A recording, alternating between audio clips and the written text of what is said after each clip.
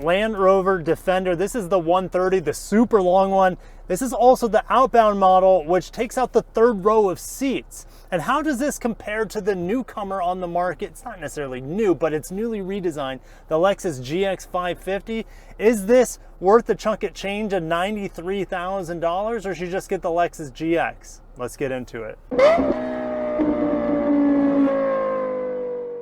Underneath the hood of the Defender, we have an inline six, a 3-liter. It's turbocharged and electric supercharged because it has a mild hybrid system. It gives us a massive 395 horsepower and 406 pound-feet of torque, mated to a silky smooth and responsive ZF 8-speed automatic transmission. You can actually get a V8, a 5-liter V8 in place of this. That's going to give you, I don't know, an extra $20,000 of the price tag, but also give you about 100 more horsepower if you need it. Now, if you want the Lexus GX, you can get a twin turbo V6, no mild hybrid stuff going on. It's a little bit more simple with the 10-speed auto. That gives you 348 horsepower and 479 pound-feet of torque. That's where the GX excels over this, but this has an extra 1,000 RPM on that rev limiter. It's definitely more suited for the streets, or maybe the GX setup is more suited for the trail. My gosh, the exterior of the Defender, this is where it is so trend-setting. Everyone's doing the big, boxy, wide, circular headlight sort of design nowadays, and the Defender has just so much presence to it. I'm almost speechless. And I like how they put Defender as big a font as they possibly can on that hood. Now, next to the hood, it's kind of like this diamond-plated, rugged design here. It has no functionality other than making the hood look even cooler with a little bulge next to it. This is also functional here. This pulls air through the side, so you can easily put a snorkel here if you plan on fording through the nearly 3 feet of water that this thing can plow through. Down below, we have 20-inch wheels. You can get optional 22s if you're just doing street riding. And we have these all-terrain tires here as well. We'll talk more about how that affects ride quality and ride noise in a little bit. Blacked out A-pillar, blacked out mirror, blacked out roof rails. We have a ladder here. I don't have the key for it, so I can't extend it for you, but you can use it as a grab handle and get on top of it like this if you need to. If you want a nice look, oh, I actually moved it there. I don't know if you guys saw that. So maybe don't pull back on it.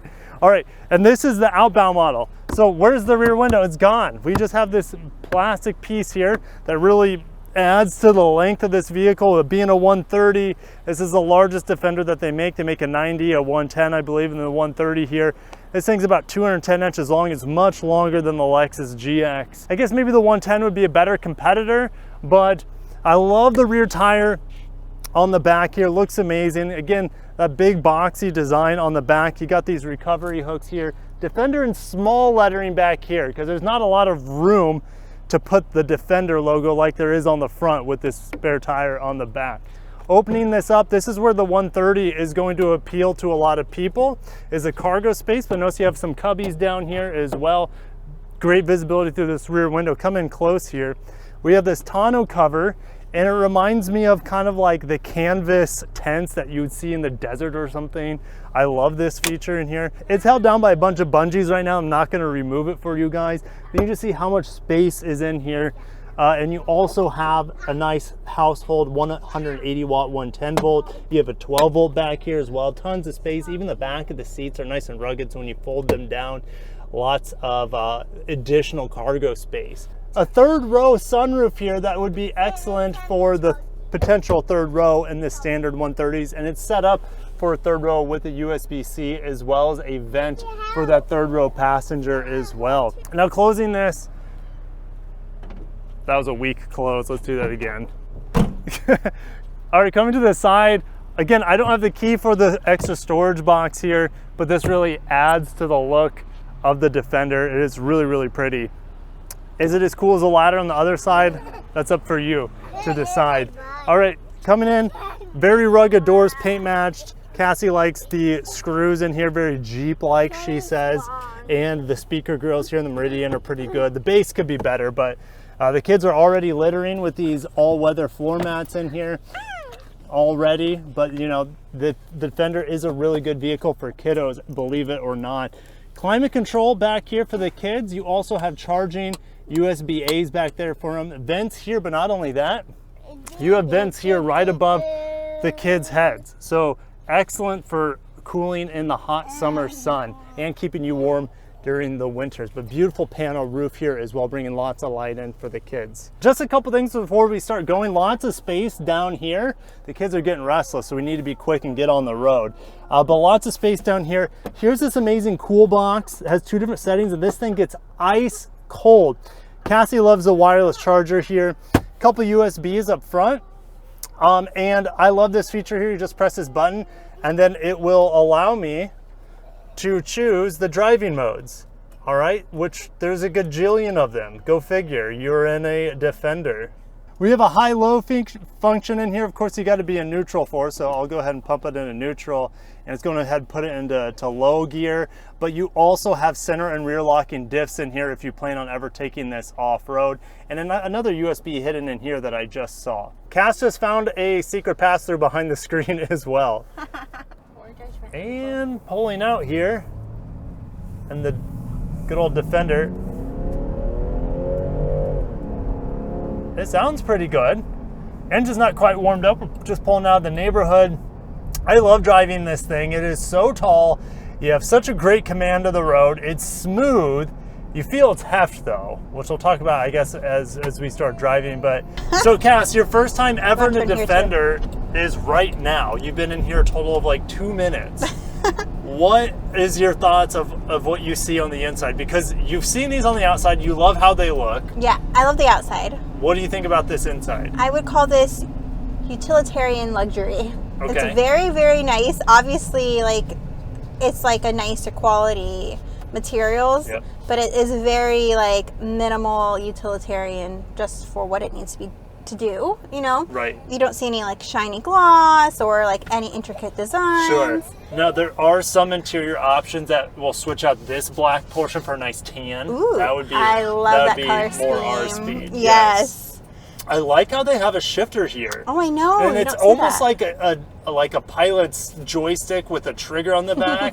You have to press the button back here to put it into, you know, reverse or park. So, well, park you don't have to, but for drive you do. So it's pretty neat. And I like how there's stitching there, stitching on the dash. The head-up display here is fantastic. Visibility is great. I like the boxy side mirrors. Got a little Defender logo on the inside. Yeah. Oh my gosh, there's like rivets. Yeah, well, so you have these interesting. See, it's very utilitarian. Yeah, you have these star drive screws here that kind of assemble the door, so it's kind of like that Jeep feel. Yeah, more of a Jeep feel, I guess you could say. Land Rover, or what is it called? But it's still, you know, even though you have the paint matched door, you still have that nice material on the top and on the armrest. So they really blend luxury, like you said, with utilitarian. Better than just about anyone I've seen. I feel like the new Lexus GX does that a lot, but you haven't been in that yet. So. Not yet. Oh, he's like, ooh, we're driving. Great acceleration. It definitely feels more rev happy than the Lexus GX. It definitely feels a lot better on the road, more smooth than the new Lexus GX. I feel maybe even taller than the GX. This thing has such a massive road presence to it. And looking at the back here, it seems like on this 130 model, I'm looking at the back of like a minivan or some other big van because it's a huge window. That's half the window's taken up by the spare tire back there on the back, which is cool, but that's why you have this digital rearview mirror as well, so you can look down on the small Chevys behind you.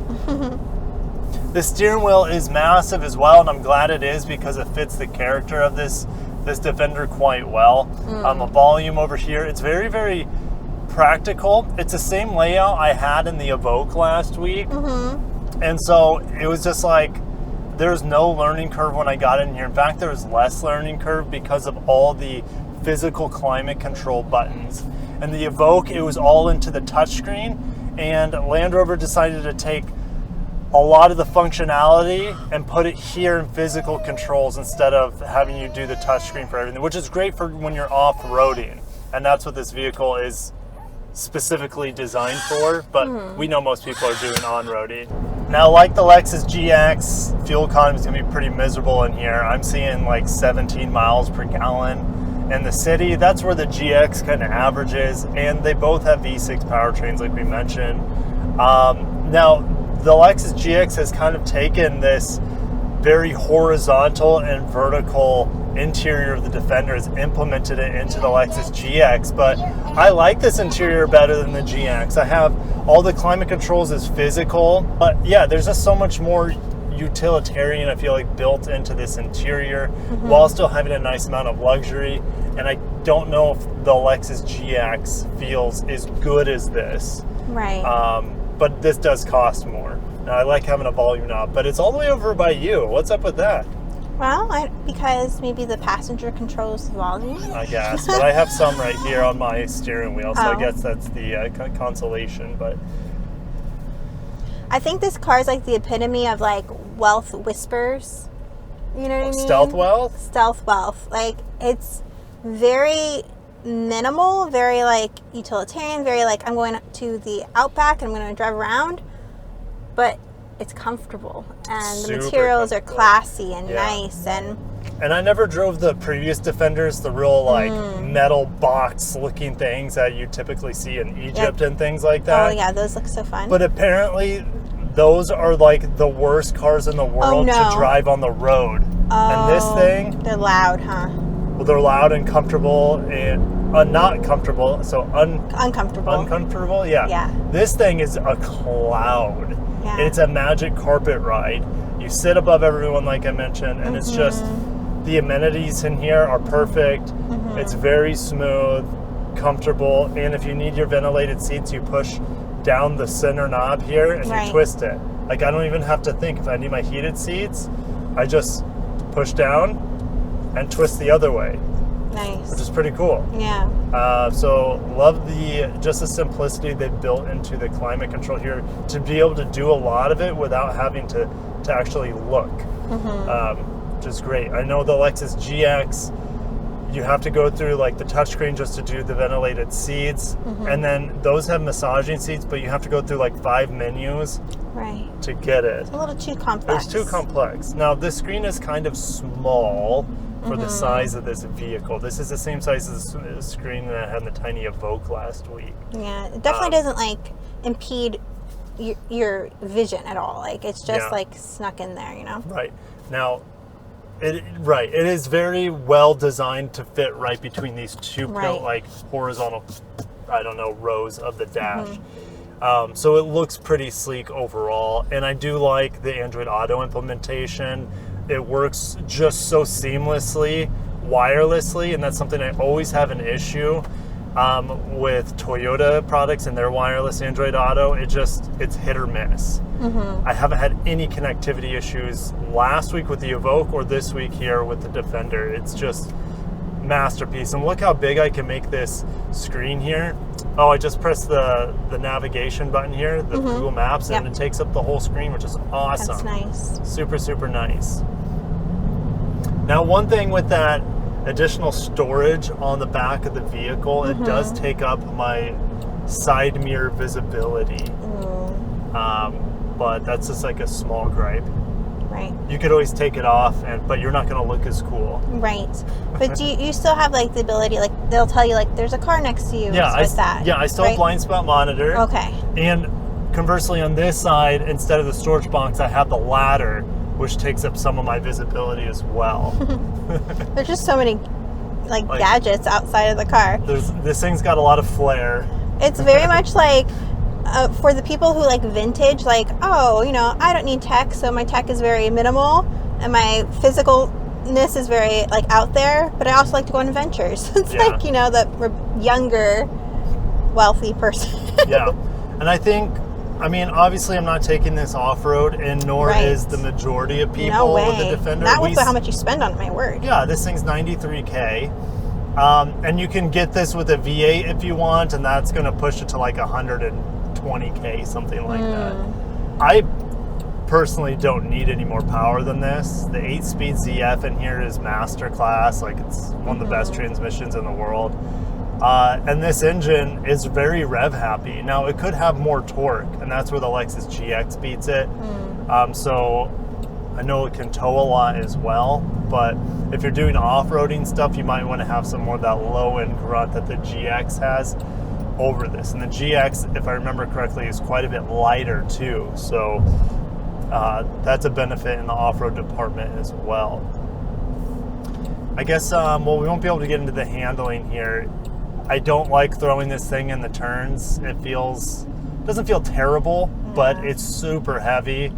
And it just feels like I'm pushing the front tires too hard, and I have like all-terrain tires on this, so it's not meant to push around the turns. Now you can get this with like optional 22-inch wheels, and at that point I would definitely put on like all-season tires or summer tires, so it would handle better on the streets. Yeah, it's not a sports car necessarily. No, it's I call it, even though it's a Defender and it's off-roady, I almost call it the Pretender. Because most people who are buying these, they're not off-roading. They just want to look sick in them. Right. And there's nothing wrong with that. No. Right? Definitely a market for that. Totally. You know, most of the people driving Ferraris where we are, they go the speed limit. Right. And, they just want to look, they just want to say that they have one and look good. And that's the same thing with the Evoque that I had last week. Like, oh, I'm in a Range Rover. It's not... It wasn't perfect, but you look awesome in it. Look good. And this thing takes it to the next level. Right. And what I'm thinking about, this is only like 20-30K more than that Evoque that I had last week. Oh. I would be happy to spend that extra money on this. Really? Like, this is so much better, so much roomier for families. Well, yeah, it is pretty roomy back there. And this 130 can have a third row of seats, which would actually fit our entire family. We have partial family right now for this review, and for 3 kids across, even with a rear facing seat and 2 booster seats, like that back seat's it's comfortable, pretty it's amazing. spacey. Yeah, very, very impressive. Yeah. So this is a vehicle I could absolutely daily, but you have to be okay with getting looks all the time.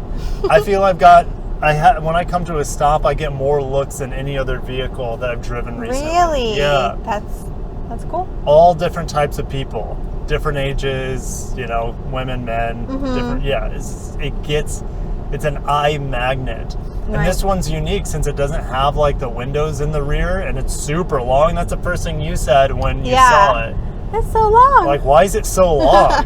Well, it seems like it's even longer because they don't have the rear windows on this Outbound model here. And I accidentally left my heated seats on. Oops. So I need to turn that off. Whoops.